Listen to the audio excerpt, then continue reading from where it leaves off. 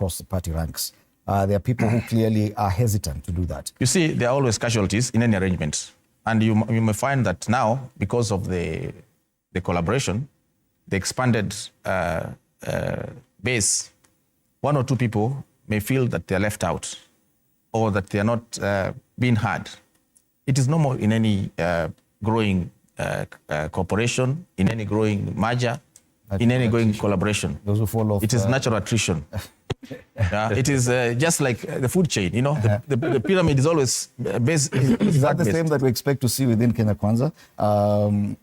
We've seen previous such unions, even between, in the Grand Coalition government, between there was a prime minister and the president and the vice president in between. Issues of protocol, issues of who takes precedence where. Should we expect that to happen now that he says they are ready to occupy 50% of government? Will positions like for the prime cabinet secretary and the deputy president be safe?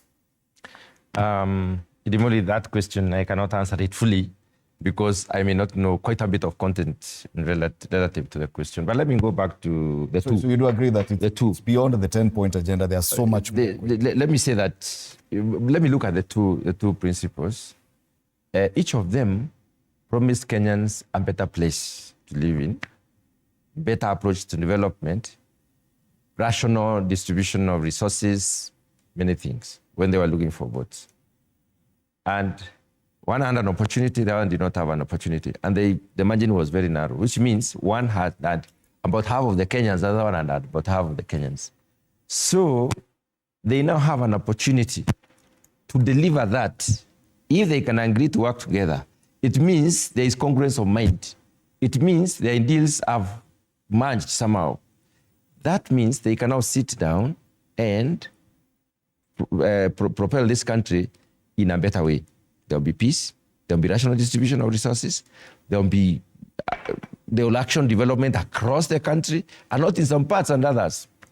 Now, the other issue that is also coming in is the issue of initial buy-in. In every situation, individuals must synthesize what you are saying. For us to cause action, we must tell the people, people must buy in. That's why in politics, you must campaign. You must go to the people many times. You must show them the different interpretations of what you mean so that they can align with it. They can process. Kenyans are processing. Now, the individuals who boycotted, I'm talking about the individuals and Kisii. I want to talk about those two issues. First of all, they are the people in Kisii. It is Sunday. Raila has just gone and he has not consulted, probably he has not told them, they have not felt sufficient consultation, although he said he was consulting. So probably now they reacted out of, now you have sold us out. You've not involved us. But there's going to be a process of telling them exactly where it started, how it progressed up to the point of signing. That opportunity is there. But when it comes to individuals, you see, we also need to look at them as individuals besides. They have their own opinions. They have their own, they have to synthesize this and accept. They have to heal from, you know. Of course, if you look at somebody like Babu Awino, what has he not called Ruto? So he cannot wake up immediately and then he probably needs to process what he has to say. He needs to honor his steps. So people need to be given time. So time heals everything. Wapewe muda, they'll be there. So the other thing I wanted to mention is that it is wrong to say that the Kenyans are not with them. A leader sells ideology. And then if the ideology of the leader resonates with the needs of the people follow. That's why there is leadership. That's why not everyone will be a leader. Yet previously, we've seen that such arrangements have received a lot of public support. The Grand Coalition government, Kenyans were in support of it. But how long did it take?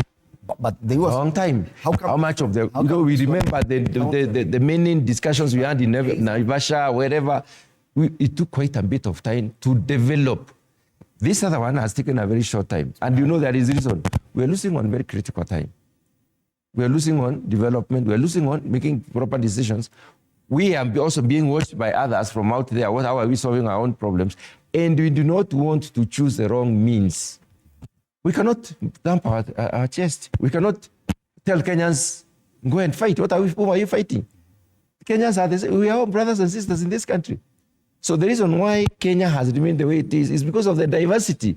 The diversity of Kenyans is our unity. That's what has helped us out. And I realize you did not want to comment on the issue of the deputy president or the prime cabinet. Now the ordering, that one is that's protocol. We'll have to be decided upon. But there's one thing I want to say.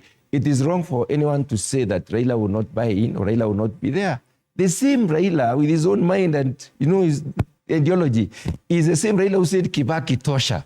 So anything is possible. Let's not try to have a hard stance here. It is wrong. You can see an opportunity, a political opportunity, especially with the expected fall, because some people may be displaced with this new